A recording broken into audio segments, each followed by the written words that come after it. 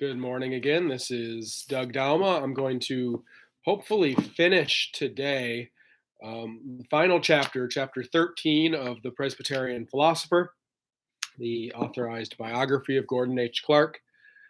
Some have asked about that title before. Authorized means that his daughters approved of this project and approved of uh, interviews and using all of his papers at their house and at the seminary and other places. So I was very blessed by that. Well, we have sort of a longer chapter here. I'm going to launch right into it, except saying that if you haven't seen it already, I just put an article on my blog. So if you're interested in Presbyterian history, which I would think so if you're listening to this, look also on my blog. I just published an article there on Meeker's Meeting House, which is sort of a local story in my area, a precursor church to my own, which I've been researching for over a year, and I've found quite to be a fascinating story. I think anytime where you're researching something where you have to dig in various places, different archives, perhaps interviewing people, reading books, it's really a fun thing. It's sort of an investigative journalism, and I find a lot of historical writing to be like that. The process is really a lot of fun. So I recommend getting into historical writing, helping other people understand the world that has come before us. Okay, chapter 13, Gordon Clark's later years. First, there's a poem from a student there at Covenant College in 1979. Got a problem? Just ask Dr. Clark, who finds thinking simply a lark. But of your logic be certain, or you could be hurtin', and you'll wind up even more in the dark. Okay, first bit here, a brief retirement.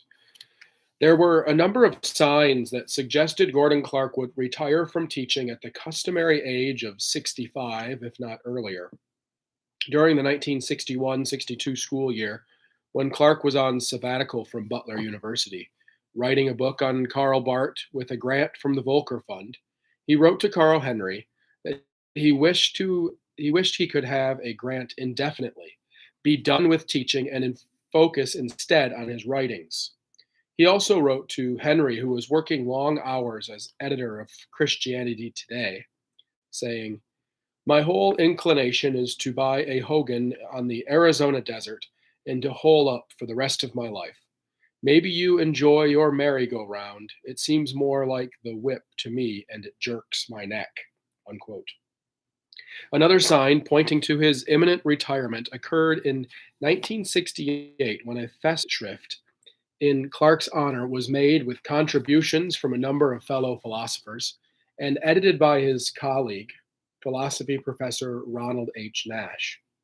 It had been a long career of work for Clark. He had taught college courses since 1924. He had preached many sermons and written many books, and the years of controversy in the church were enough to wear down anyone. But as the years rolled along and Clark reached and then passed his 65th birthday, he found it difficult to leave his professor position and the college atmosphere he had so long been surrounded by. There were a number of reasons why he stayed at Butler. In addition to continuing to receive a good salary, Clark was head of the department and therefore had the luxury of setting his own schedule. He also had a good number of friends at Butler, and he probably realized that there was scarcely a Hogan in the world large enough to house his ever-growing book collection. Thus, retirement held little allure. As Clark continued at Butler University, however, he knew that his tenure would be limited by the college's policy requiring retirement at age 70. He expected to retire at the end of the 1971-72 school year, as he would turn 70 the following summer. The dean, however, mistakenly thought Clark was 1 year younger than he actually was, and still in the process of searching for a replacement to head the philosophy department, asked Clark to stay one more year. In December of 1972, Clark wrote to his longtime pen pal in Germany, Frau Schultz, saying, "This is my last year in the university. I'll be 71 years old in August, and that is a year over the ordinary retirement age. I should have had to retire last August. I have no specific plans except I'm going to write. Finally, at the end of the 1972-73 school year, his retirement commenced. Clark's regular chess playing associate and head of the religion department at Butler, Dr. Robert Andry, who had started at Butler in 1944, 1 year prior to Clark, retired alongside him that same year. Despite retirement, Clark was not willing to end his teaching career so unceremoniously. Some may have expected that he would retire from teaching and spend his time on other passions, writing, chess, and landscape drawing. Even so, for a man dedicated to loving God with his whole mind, and for whom teaching philosophy was a passion, Clark's official retirement from Butler did not keep him out of the classroom for long. In fact, as he neared retirement at Butler, there were multiple schools knocking on his door, hoping to lure the eminent philosopher to their rosters. In his final year teaching at Butler, Clark received a letter from William Barker, the dean of faculty at Covenant Theological Seminary, who was hopeful that Clark's upcoming retirement from Butler may allow him to teach a course or speak at Covenant the following year. Clark received an offer to teach at Reformed Episcopal Seminary as well. He turned down the offers from both seminaries, but later accepted a position at Covenant College. Before relocating to this new teaching post, Clark took a full year off. The next section here is Gordon Clark against the Toronto School. Clark's full-time position at Covenant College started in the fall of 1974, though he had a prior commitment to fulfill before he could focus entirely on Covenant. To that end, Clark went to Geneva College in Beaver Falls, Pennsylvania, for part of the fall semester of 1974. His former Wheaton student Howard Long helped arrange the Geneva job connection. At this time, a growing influence at Geneva College was emerging from a school of thought known as the Toronto School, which followed the teachings of the Dutch philosopher Herman Dooyeweerd.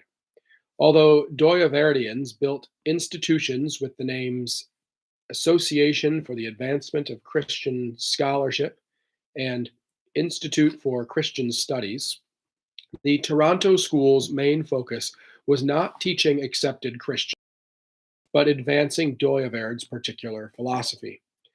Part and parcel of this philosophy was the belief in various forms of the Word of God, including what Dooyeweerd called the creation word, rivaling the Bible itself as an epistemological basis.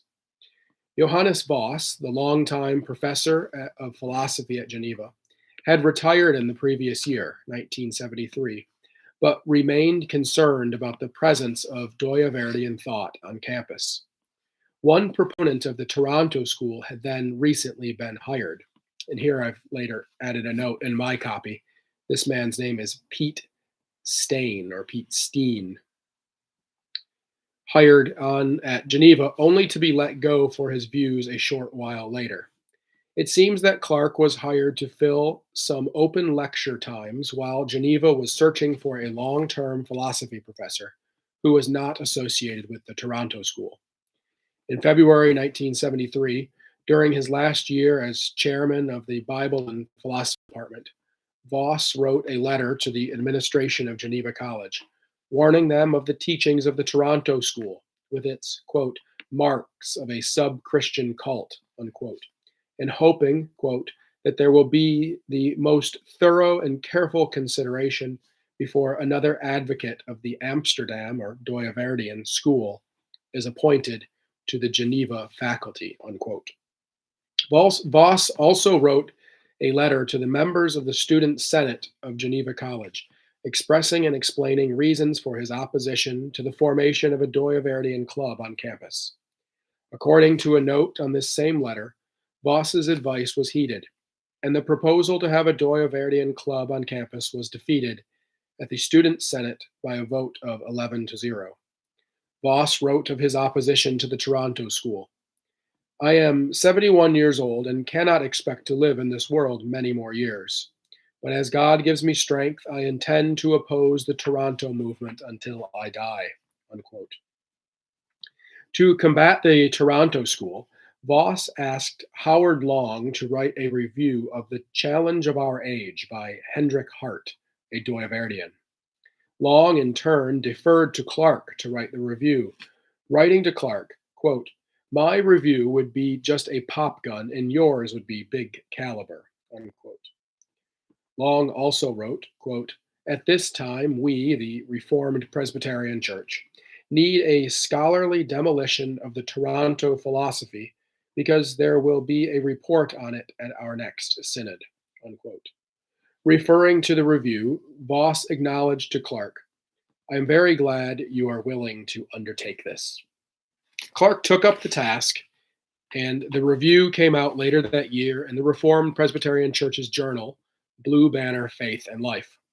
Clark continued to work against the Toronto School as a member of a group called the Study Committee on Amsterdam Philosophy for the RPCES, which reported to the 153rd General Assembly in 1975. Following Clark's, this is the next section here, major changes for Dr. Clark. Following Clark's brief time at Geneva College, he returned to a permanent position at Covenant College. The college in Lookout Mountain, Georgia, was then the denominational college of the Reformed Presbyterian Church Evangelical Synod, of which Clark was a member. He had an established friendship there with, among others, John W. Sanderson Jr., who had previously taught philosophy at the college and was vice president at the time of Clark's hire. Sanderson pleaded with Clark to come and add a strong dose of rigor to the Covenant curriculum. Clark accepted, and beginning in 1974, taught philosophy courses at Covenant College for 10 years. Unlike secular Butler University, where few Presbyterians attended, Covenant provided Clark the pleasure of teaching Christian students from his own denomination. Covenant also provided a Christian environment in which he was able to impact students not only philosophically, but in their Christian lives and ministries as well. Noted students of Clark's from Covenant College include Paul Moser, a philosophy professor currently at Loyola University in Chicago, Dr. Kenneth Talbot, the founder and president of Whitefield Theological Seminary, Clark's grandson, Dr. Andrew Zeller, the president of Sangre de Cristo Seminary, and Dr. Frank Walker, the president of City Seminary, Sacramento. Teaching past his 80th birthday at Covenant College, Clark had a wealth of historical as well as philosophical information to impart to his students. He had lived through and had been intimately involved in many important events in 20th century American Presbyterian Church history. Many students at Covenant enrolled in philosophy courses solely because Clark was teaching them.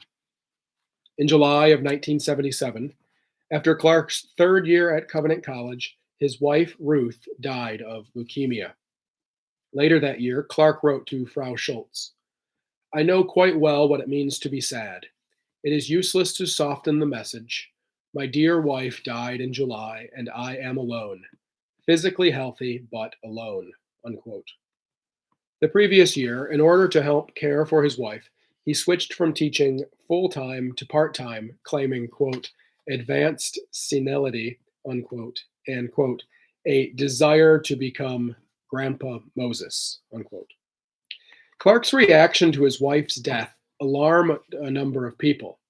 According to Dr. James Hurley, then also a professor at Covenant, Clark told none of his colleagues at Covenant College of his wife's death for several days. Since Clark had strong views against emotion, he tried to avoid showing his sadness. When Clark spoke of his wife's death, tears formed, but Clark quickly wiped them away and apologized.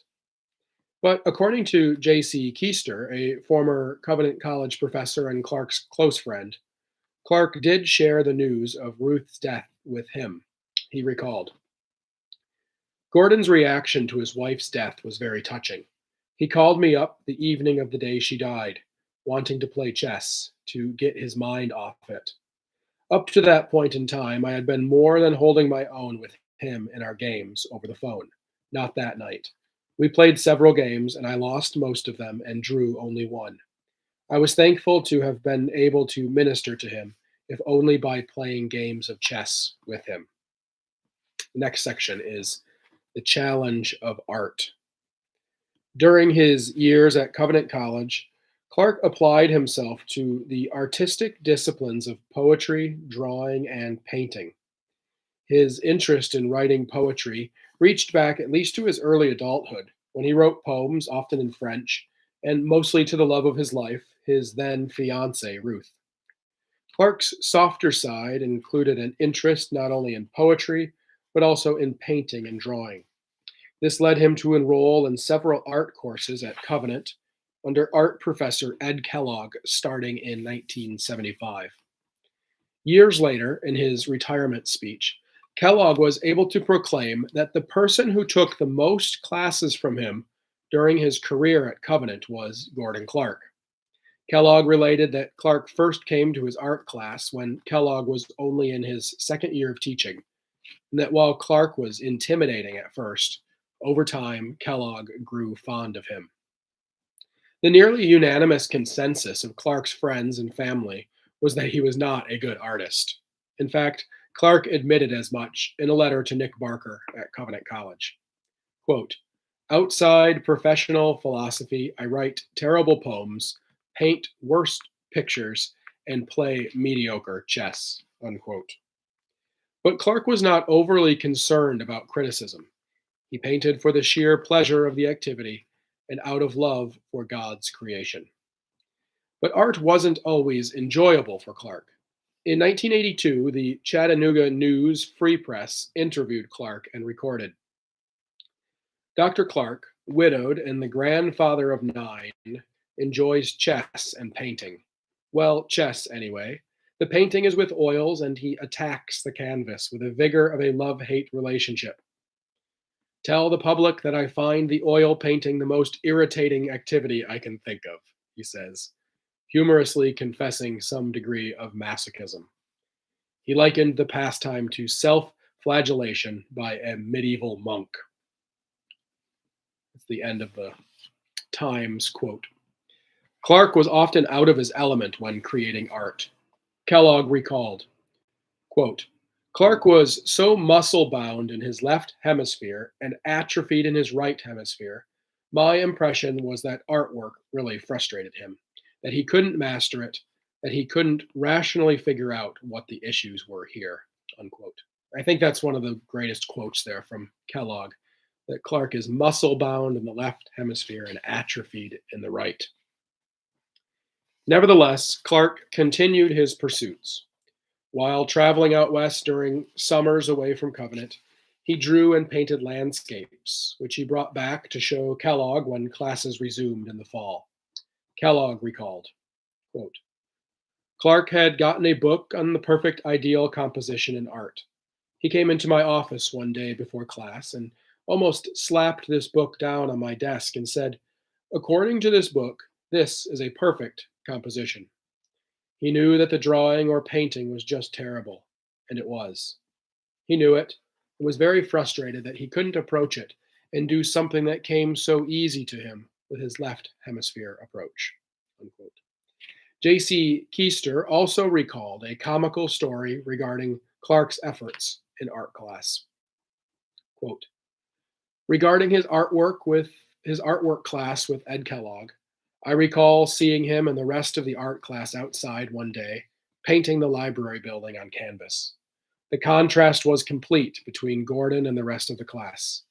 You know what art students in general are like, wandering around casually in various states of informal dress, while Gordon sat upright in a chair, dressed more formally in a white shirt and slacks, fixing the library building in his gaze, and painting laboriously.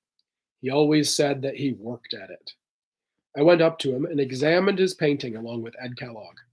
Gordon had painted the roof the color of vermilion.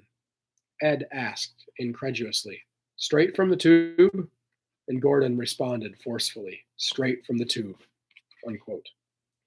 One possible reason for Clarke's artistic limitations is closely related to his philosophical system. Clarke professed that he did not personally have memory images or mental pictures, a condition now known as aphantasia, and critiqued empiricism for its contention that all men have them. According to Kellogg, he never advanced beyond kind of an adolescent level of visualization. And I remember hearing him say that he couldn't remember visual images. I said, Dr. Clarke, are you telling me that you can't see in your mind's eye your wife? He just sort of looked at me and said, no. Clearly, for Clarke, philosophy was not limited to the classroom, it had practical implications. Despite the clear challenge that producing art posed to Clarke, the aging philosopher continued to study it. This is perhaps one of the clearest signs that Clarke was a lover of learning, a true philosopher. But study as he might, it wasn't so much a lack of knowledge which held back his artwork, but rather, perhaps, a lack of sufficient inspiration, passion, or even emotion. The next section is on biblical commentaries. Though Gordon Clarke admittedly had a lot to learn when it came to fine arts, there is no denying that he had an exemplary skill set when it came to prose, philosophy, and Christian thought. His writing career attests to that. The final stage in his writing career consisted primarily of commentaries on New Testament epistles.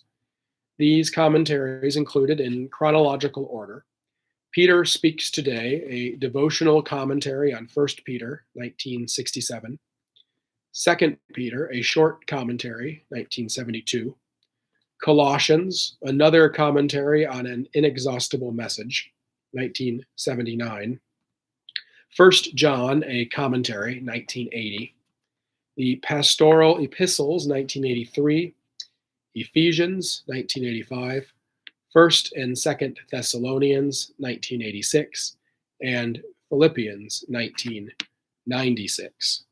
I'll just note there, this is the first time I've recognized this myself.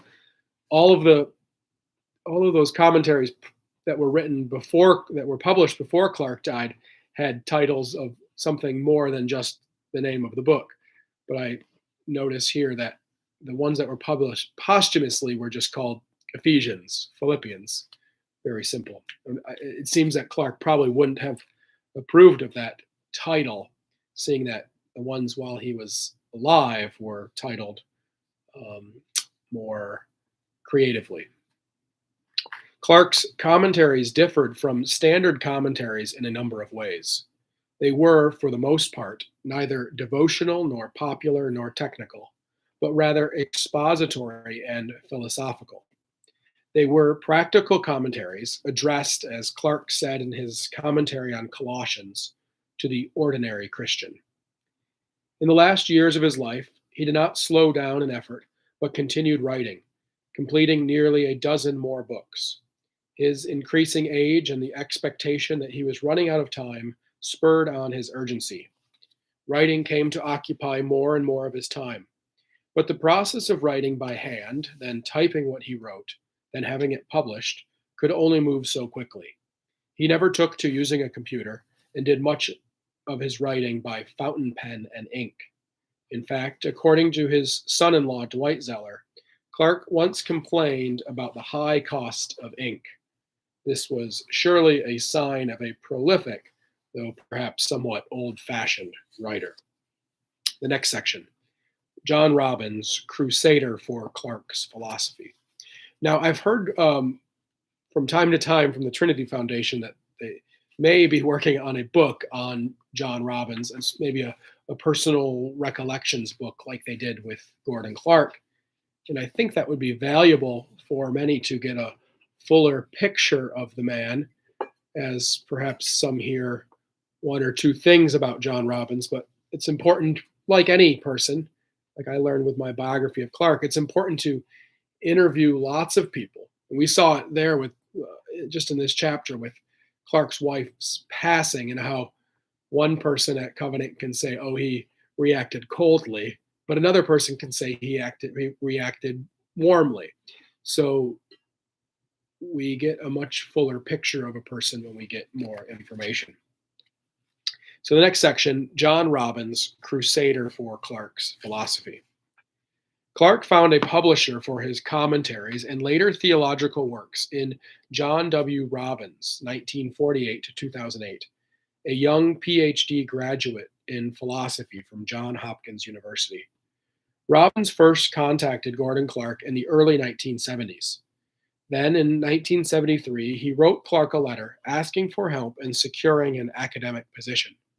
Robbins was convinced that his difficulty in doing so was due not to a lack of credentials, but to the unpopularity of his philosophical positions as a Christian, positions he shared with Clarke.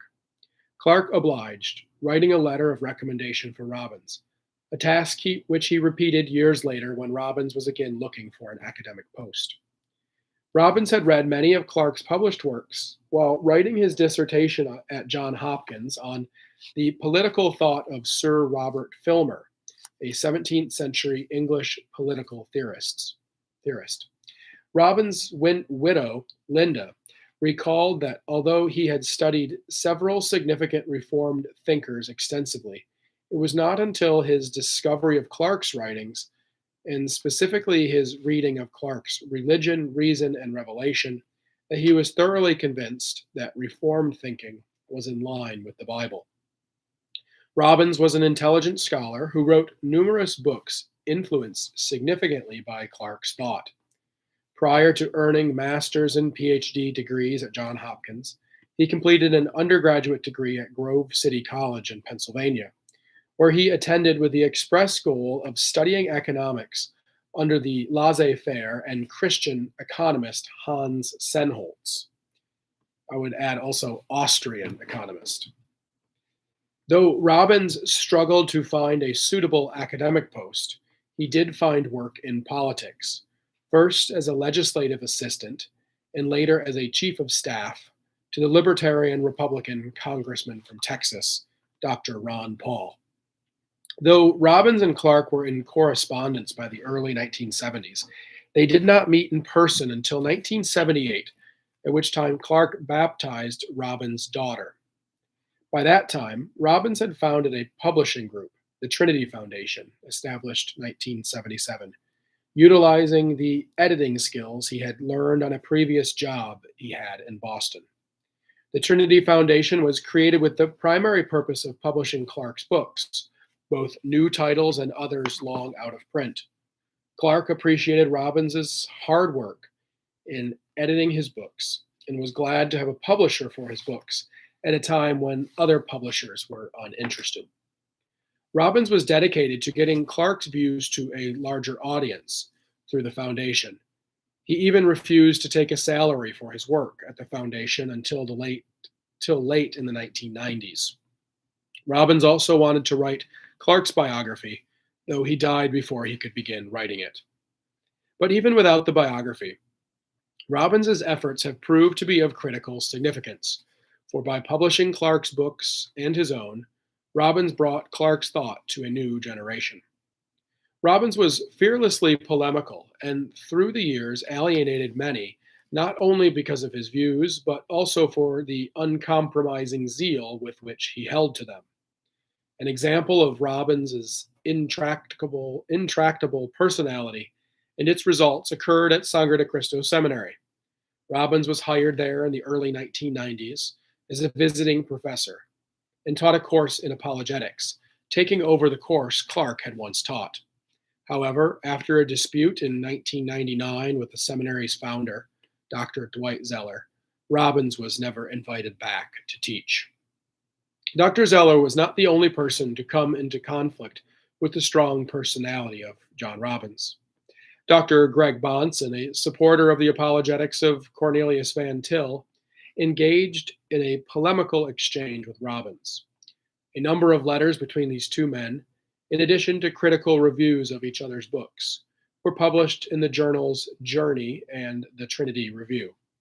In a sense, the conflict between these two men was a continuation of the Clarke-Van Til controversy, but with a younger generation whose polemics exceeded those of their forebears. Tragically, the lives of both Bonson and Robbins were cut short.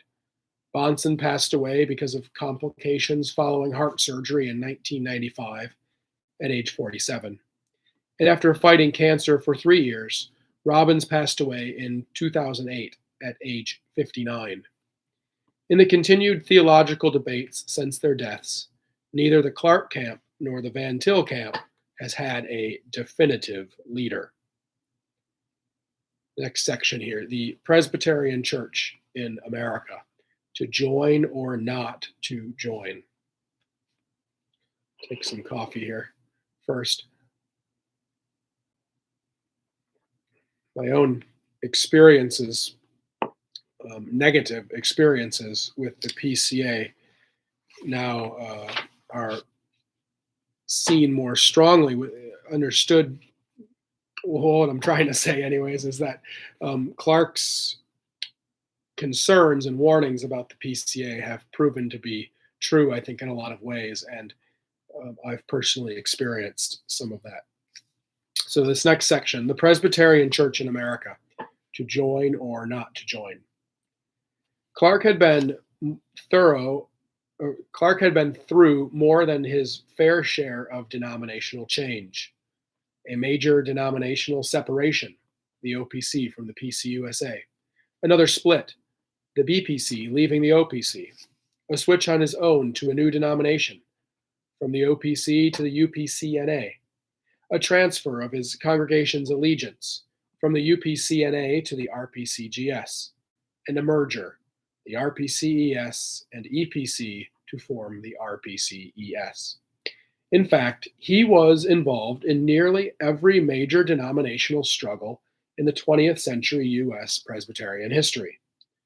The final struggle Clark had to face in the realm of Presbyterian denominational identity was the question of whether or not the RPCES should join the PCA. Although the Presbyterian Church in the United States of America, PCUSA, had divided decades earlier in 1936 because of the fundamentalist modernist controversy of the 20s and 30s. The next largest Presbyterian denomination, the Presbyterian Church in the United States, or PCUS, had managed to remain united through those unstable decades.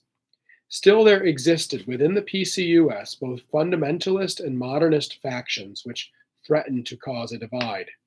The modernists in the PCUS sought a union with the UPCUSA. The fundamentalists fought against this plan, and Clark, from a distance, supported their efforts. In the 1950s and 60s, Clark kept abreast of the happenings in the PCUS and was a frequent contributor to the journal's unofficial publication, the Southern Presbyterian Journal, and later the Presbyterian Journal, when the journal changed names in 1959. In 1955, Clark wrote, "I took on a series of about 30 articles on the Westminster Confession for the Southern Presbyterian Journal. These men are winning a tremendous victory against the ecumeniacs. Just this week, another presbytery voted 32-16 against union. I wish I could be down there with them." Unquote. The fragile unity in the PCUS came to an end in 1973 when conservatives loyal to the Westminster Confession of Faith left the PCUS to form the Presbyterian Church in America, PCA. Although the term fundamentalist perhaps applies best to an earlier era, most of those who joined the PCA held those basic convictions, especially the doctrine of the inerrancy of Scripture. When the fundamentalists left to form the PCUS no longer faced internal opposition to the merger with the UPCUSA, and these latter two groups were able to pursue their long-held plan to merge, forming the PCUSA in 1983. Clark's denomination, the RPCES, like the newly formed PCA, was loyal to the Westminster Confession of Faith. As such, many within both churches felt bound to form a single denomination. Clark, however, was in the minority opposed to the merger. There were a number of reasons why Clark opposed the merger, technically called joining and receiving, of the RPCES into the PCA. He outlined these reasons in a document circa 1982 sent to the leaders of the RPCES, cynically called, quote, the proposal to abolish the RPCES, unquote. In the document, Clark summarized his reasons. Quote, I oppose this merger, first, because there is no scriptural necessity for it. Second, I oppose these proceedings because they are an unmerited insult to the Orthodox Presbyterian Church. Third, I believe this merger is reprehensible because it aims to abolish the Reformed Presbyterian Church. Fourth, the missionary methods of the PCA are conclusive evidence that the PCA is not loyal to the Westminster Confession and Catechisms. Unquote. Regarding the scriptural necessity of a merger, his first reason for opposition, Clark focused on John 17:11, which reads, Holy Father, protect them by the power of your name, the name you gave me, so that they may be one as we are one. As to what this unity, to be one as we are one, consists of, Clark answered, quote, a unitary purpose, unquote. He wrote, quote, the unity for which Jesus prayed was a doctrinal unity, or as Paul called it, the mind of Christ, unquote. Clark felt that although the two bodies were alike and that they subscribed in principle to the Westminster Confession, there remained too many inconsistencies of doctrine to form a truly united body. And as such, a merged church would not be unified in the way Christ and Paul meant for churches to be unified. Clark's second reason for opposing was that he felt it would be an insult to the OPC, who only a few years earlier had themselves approached the RPCES about merger. A proposed plan of union between the RPCES and OPC had been approved by the OPC, but was rejected by the RPCES in 1975. Thus, when in 1981 the PCA voted to receive the RPCES, but declined to invite the OPC, Clark saw how easily that action could be interpreted as a slight against the Orthodox Presbyterian Church. Such behavior was not in keeping with a spirit of unity. Clark, ever concerned about consistency, wrote, quote, those members of the RPCES who voted against the OPC and yet now advocate union with the PCA can hardly base their decision on John 17:11. Nor can the PCA, having rejected the OPC in these new proceedings, appeal to this verse with any degree of consistency. Unquote. Furthermore, Clark pointed out, those of you who know the history you should know, will recognize that if there is any man in these three denominations whom the OPC has treated harshly, I am that man. No one has greater reason to dislike them. However, Clark continued, saying, yet so far am I from hating them that one essential condition for my joining the PCA is that the OPC be included. That would have been quite the day had all those denominations come together and Clark and Van Til and everybody in one happy house. Clark's desire to keep the RPCES intact was also influenced by his concern for the historical roots of the church. He warned there was little enthusiasm for our historic. It had distanced itself from the Westminster Confession by supporting many missionaries who were, quote, more Arminian than Calvinistic, unquote. In support of his claim that the PCA was not loyal to the standards, Clark argued that the PCA's official publication, the Presbyterian Journal, had published an article which identified parts of the confession with hyper-Calvinism. He had also seen this lack of confessional fidelity a decade earlier in other articles in the Presbyterian Journal. Clark was contributing articles to the journal as well, but on one occasion sent a complaint to G. Aiken Taylor, the editor of the paper. Clark complained that one issue commends Arminians, and in an article in another issue contradicts the confession, and an article in that same issue contradicts the confession. Discord developed between Clark and Taylor when Taylor decided not to publish one of Clark's reviews because he deemed it too intemperate. Clark pointed out that, quote, "The sentences you quote and describe to me, in which you thought were intemperate, were not my sentences at all," and asked Taylor twice to acknowledge his fault. When Taylor's responses contained no such acknowledgement, Clark discontinued his work for the journal. In addition to the reasons written in Clark's The Proposal to Abolish the RPCES, Clark vocalized an additional reason for his opposition to the merger. On multiple occasions, according to Dwight Zeller, Clark said the PCA's acceptance of secret societies such as the Freemasons was a hurdle to the merger. This is confirmed in a letter Clark wrote to John Robbins, saying, quote, "The merger with the PCA is a disaster. By tolerating Masons with their ministry, they tolerate the worship of Allah, religious exercises from which the name of Christ is banned, and a sort of universalism based on good works," unquote. Clark hoped to continue the RPCES denomination and had support in this mission from Reverend Franklin S. Durness, the founder of the Quarryville Presbyterian Retirement Home. Durness was heavily involved in the RPCES. He managed many of their financial assets pro bono, including their pension fund.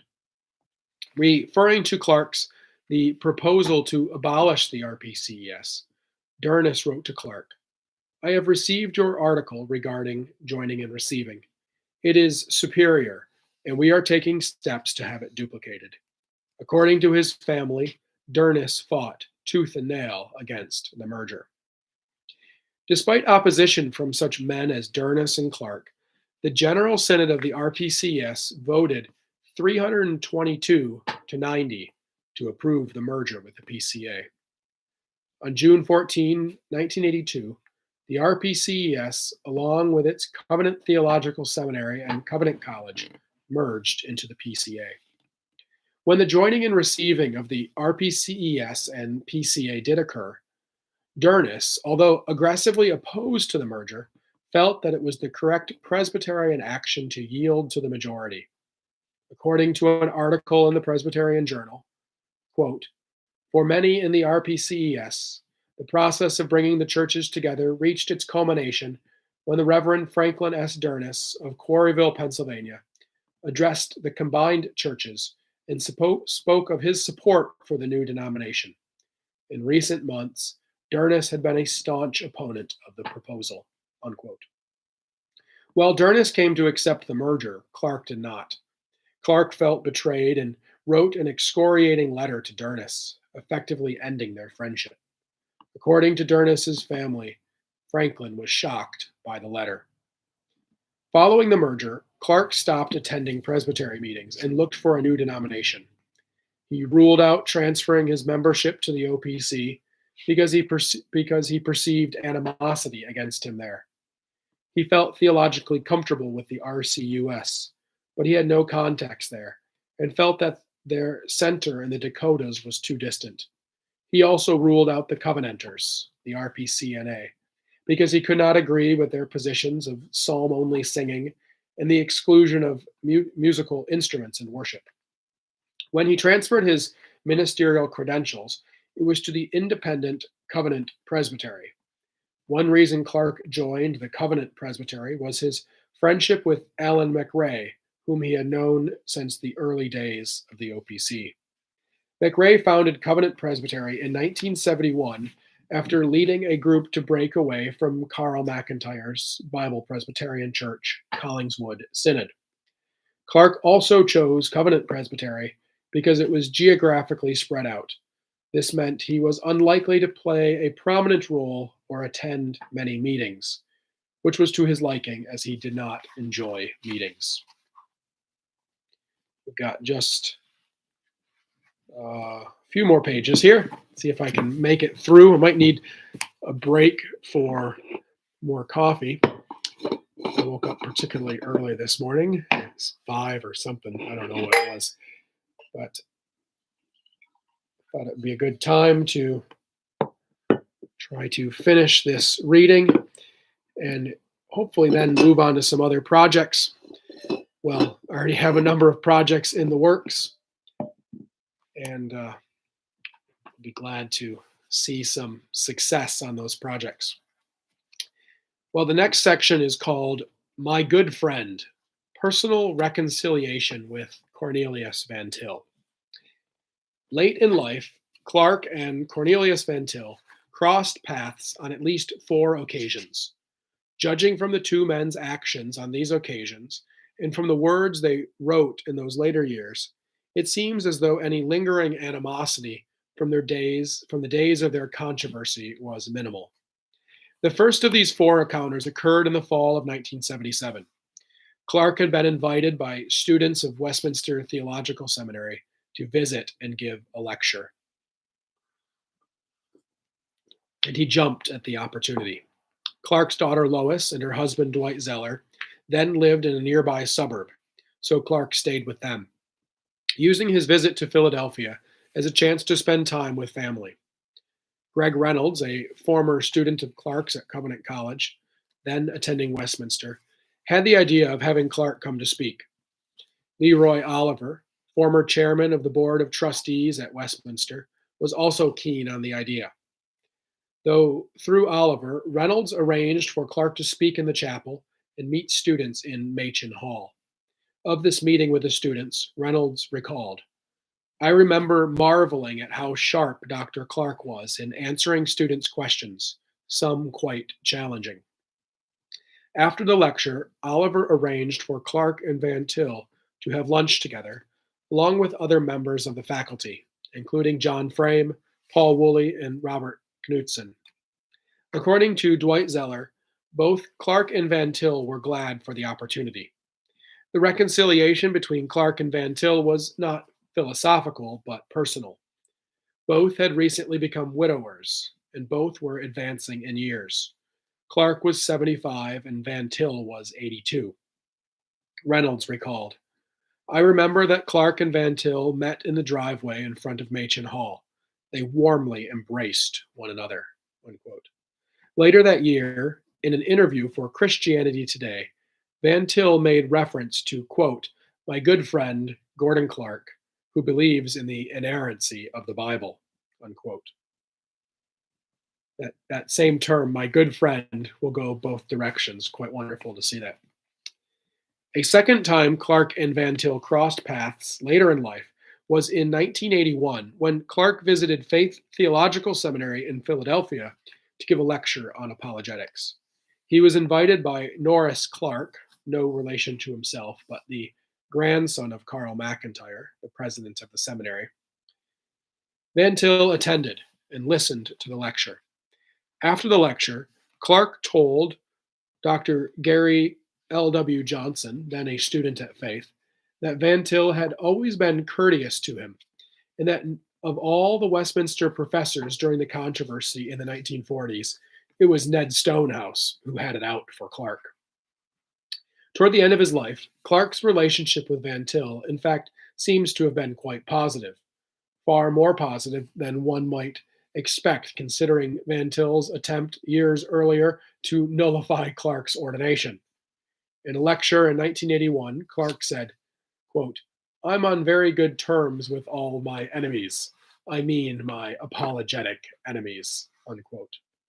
In fact, Clark did not think of Van Til as an enemy, but counted him as a friend.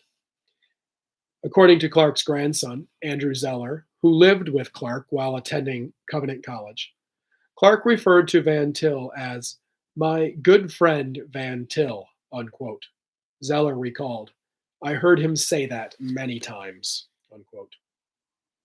Clark and Van Til met again in the fall of 1983 when Clark flew to Philadelphia to give a speech at a dinner in Van Til's honor. According to Frank Walker, a close friend of Clark and former student at Covenant College, Van Til was asked who he wanted as the speaker, and he chose Clark.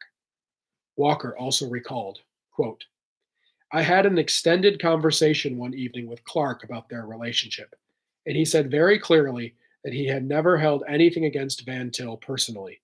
Their differences were strictly theological. Van Til's followers in the late 40s didn't understand this and began persecuting Clark's supporters and defenders. This was something that both Clark and Van Til regretted. Clark left the OPC only when he realized that nothing would change in the near future. I also spoke to Van Til about his relationship with Clark, probably around 1978, at his home near the campus of Westminster Seminary.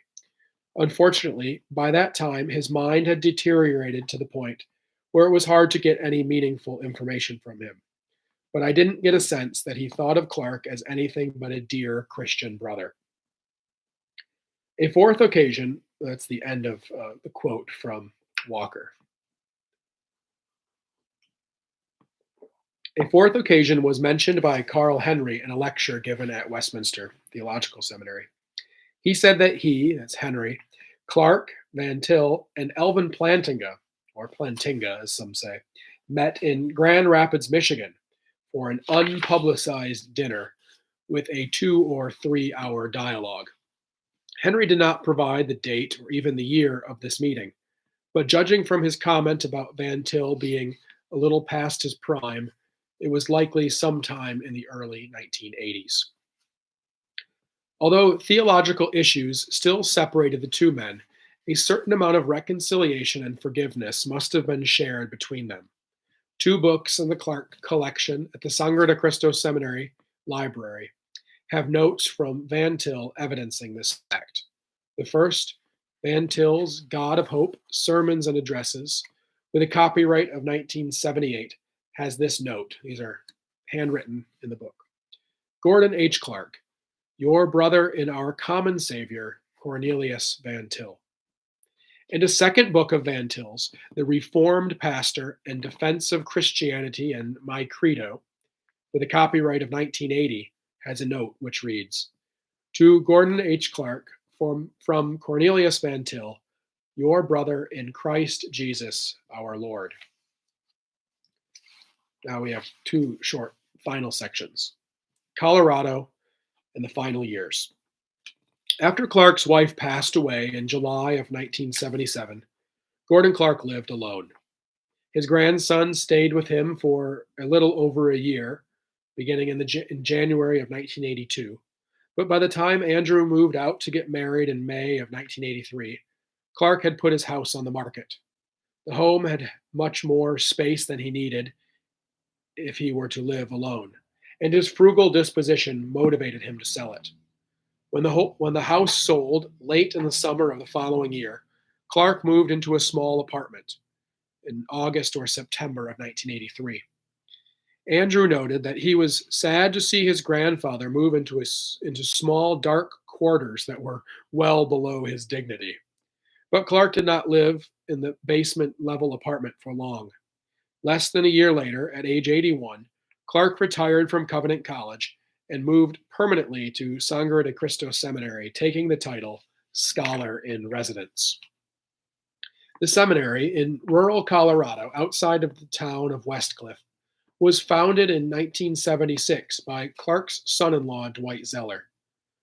When he was a professor at Covenant College, Clark taught in the summers at the seminary as a visiting professor starting in 1979. Of Sangre de Cristo, Clark wrote, quote, there I sleep under several blankets with electric heat in the room, and like the king in Gilbert and Sullivan. Rising early in the morning, first I go and light the fires. There's all wood stoves there. It snows there every month except July. Might be a little exaggeration, but I guess it's possible. 2 years ago, there was a 4-inch snowstorm in August. In January, they have 4-foot snows. There are some deer, goats, maybe a bear. Definitely are bears and mountain lions, and dozens of hummingbirds who sometimes sit on my finger to drink their sugar water. Unquote. Clark always had a place in his heart for the western states. On road trips, he would stop and paint landscapes of the various land formations in New Mexico and of the wildlife in West Texas. While living in Colorado, he painted a number of pictures of the area, including some of Horn Peak, the mountain nearest the seminary. A poem which Clark wrote but submitted anonymously to The Thorn, Covenant College's annual literary publication, evidenced his love of the Western states. The poem is titled The West. In the car below the kitchen, engine running, packing done, we our suitcases will pitch in, then drive toward the setting sun. At 55 or 70 or even at 11, we cross the Kansas plains with windows shut at summer's heat, the cool air blowing on our feet, and likewise when it rains, down into Carlsbad's caverns deep, and through Juarez Mercado creep. Then north to Santa Fe, of course at White Sands Desert Place, and Albuquerque's Spanish base, we stop along the way.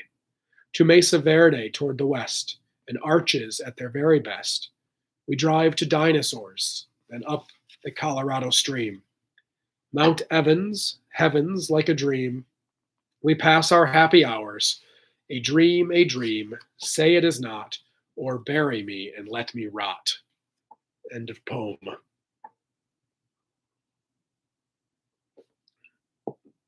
When Clark announced his impending retirement from Covenant, Clark's son-in-law prepared a list of reasons to use to convince Clark to move to Colorado, but such a list proved unnecessary.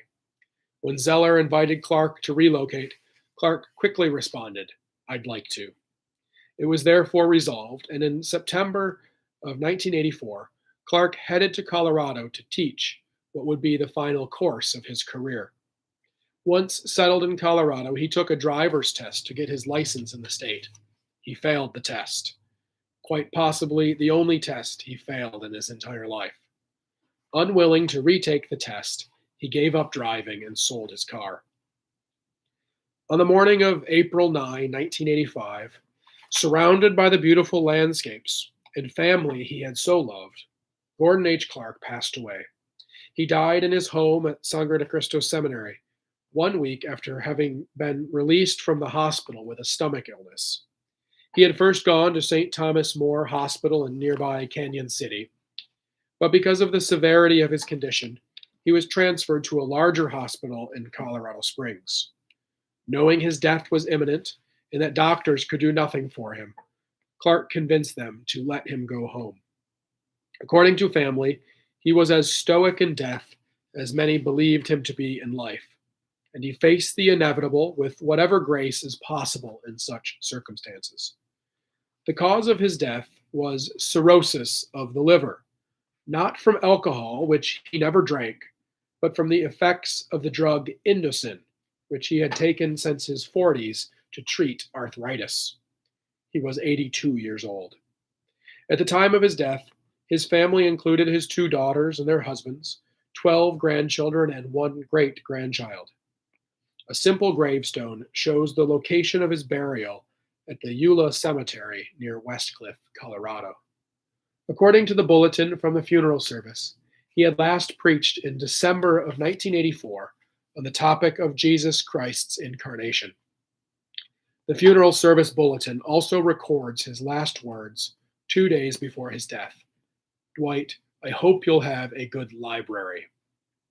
This library, quite modest in size, is now the Clark Library, and Clark's portrait hangs on a wall in its center. Final section. Clark's legacy, a call to conform to the confession.